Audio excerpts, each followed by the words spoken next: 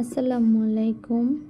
প্রিয় প্রথম সেমিস্টারের শিক্ষার্থীবৃন্দ, তোমাদের জন্য আজকে নির্ণায়ক অধ্যায়ের ছোট্ট একটা অঙ্ক নিয়ে এসেছি।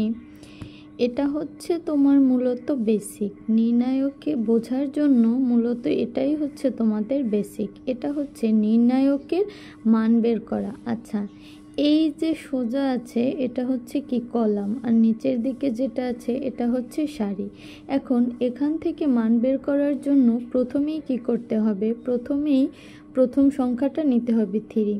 যখনই আমরা মান বের করতে যাব নির্ণায়ক অথবা ম্যাট্রিক্সে, তখন আমরা প্রথম সারি আর প্রথম কলাম বাদ দেব। তাহলে 3 নেওয়ার পরে যদি সারি কলাম বাদ দেই থাকবে কত? 4 5 7 8।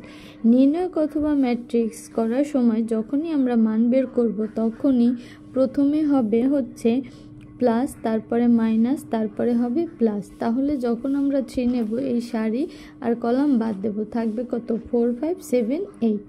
এরপরে মাইনাস দেব, তারপরে কত নেব? 1। এরপরে হচ্ছে এই কলাম আর এই সারি বাদ যাবে।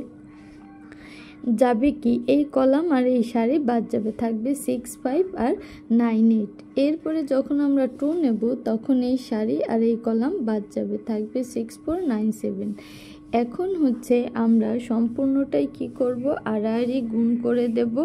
আড়াআড়ি গুণ করার পর যোগ বিয়োগ করব। যোগ বিয়োগ করলে বের হবে কত?